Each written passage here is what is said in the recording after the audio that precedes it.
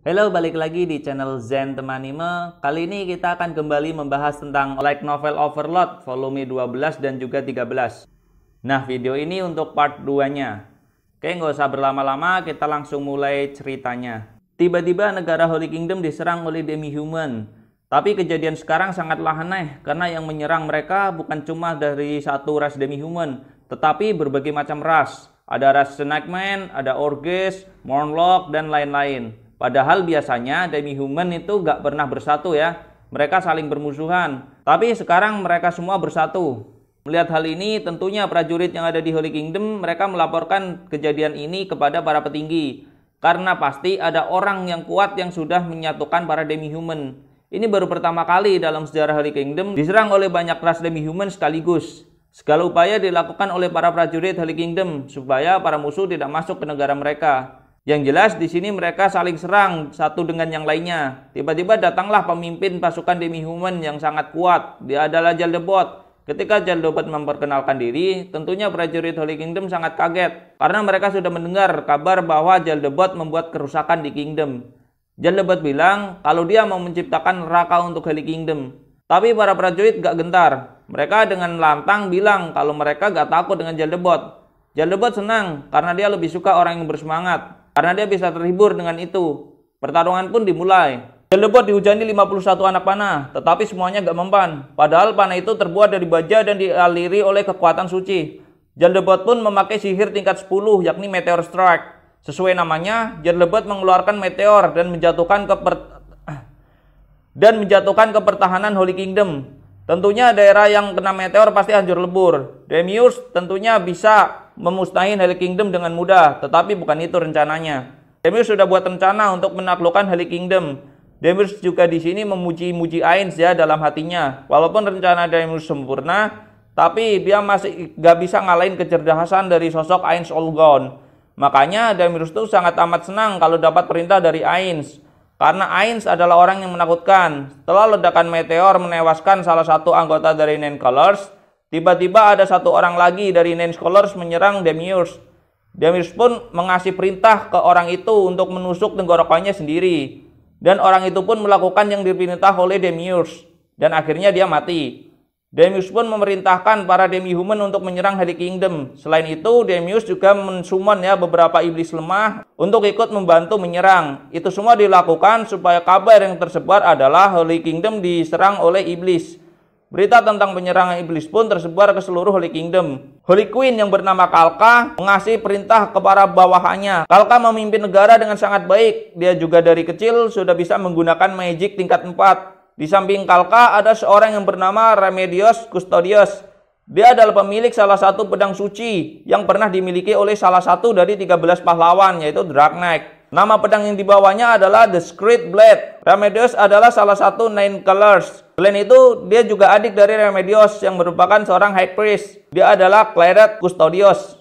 Mereka membicarakan strategi terbaik dalam menghadapi Jaldebot dan bawahannya. Oh ya, Remedios ini tipe orang yang gak suka berpikir tentang hal yang rumit dan dia juga keras kepala. Remedios ini sangat kagum pada Kalka dan impiannya. Jadi Kalka ini tipe orang yang bakal menolong siapapun. Dia bakal memberikan kebahagiaan bagi siapapun yang lemah dan bercita-cita membuat negara di mana gak ada orang yang menangis. Bagi Remedios itu cita-cita yang luar biasa. Maka dari itu, makanya dia mau mewujudkan cita-cita dari Kalka. Remedios dan Clairudo sudah mendengar kekuatan Jaldebot. Mereka kaget karena kekuatan Jaldebot kemungkinan melebihi dari Demon God.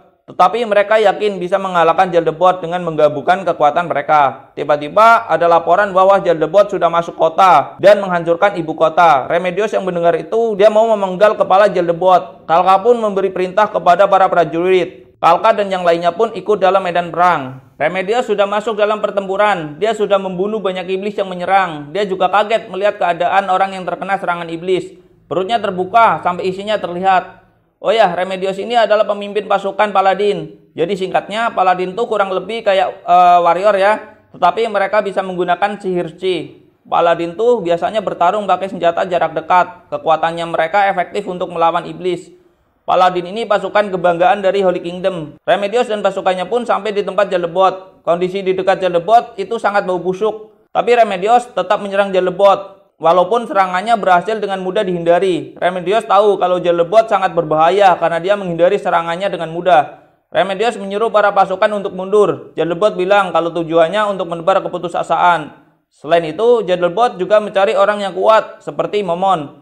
Tetapi ternyata hasilnya mengecewakan. Semua orang di Holy Kingdom sangatlah lemah. Kalka memerintah pasukan Angel untuk menyerang. Ada 5 pasukan Angel yang disummon pakai sihir tingkat 3. Dan ada lebih dari 20 Angel yang disummon pakai sihir tingkat 2. Selain itu, para petualang pun menyerang Jellyrbot dari belakang. Jellyrbot terkepung. Jellyrbot dihujani serangan, bahkan Remedios pakai kekuatan sucinya untuk membunuh Jellyrbot. Yang jelas banyak yang menyerang Jellyrbot dengan kekuatan suci. Tapi sayangnya gak ada satupun serangan mereka yang berhasil melukai Jellyrbot. Para Angel pun mengepung Jellyrbot lagi dan Remedios memanfaatkan kesempatan untuk menyerang. Jellyrbot pun terlempar dengan sangat jauh karena serangan dari Remedios. Remedios heran karena Jellyrbot seolah sengaja membuat dirinya terhempas jauh. Jellyrbot pun bangkit dan dia berubah jadi bentuk iblis yang menakutkan. Para Angel pun berhasil dikalahkan dengan mudah oleh Jellyrbot yang sekarang. Pasukan Holy Kingdom ketakutan dan mereka panik. Mereka melakukan segala cara untuk menghentikan pergerakan Jellyrbot. Remedios frustasi karena serangannya nggak ada yang berhasil melukai Jellyrbot.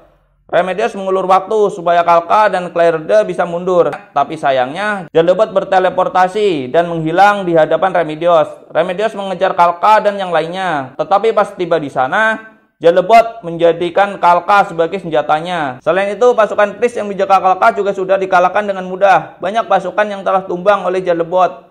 Jellyrbot menggunakan senjata manusia. Sekarang kondisi Kalka bisa dibilang sangat mengenaskan. Tubuh dan wajahnya hancur. Para prajurit yang melihat Holy Queen dipermainkan tentunya mereka marah. Tetapi gak ada yang bisa mereka lakukan karena serangan mereka gak berguna. Dan mereka juga takut kalau serangan mereka bakal mengenai Kalka. Oke, sampai di sini saja dulu. Part berikutnya kita akan membahas perjalanan dari orang-orang Holy Kingdom meminta bantuan kepada para petualang kuat di Rest Kingdom. Termasuk mereka ingin merekrut Momon ya. Dan kunjungan mereka ke negara Ainz. Jadi nantikan videonya di part selanjutnya. Oke guys, thanks for watching. Jangan lupa buat bantu like, subscribe, dan share video ini ke teman-teman kalian. Berikan juga support dan dukungan kalian di komentar. And see you!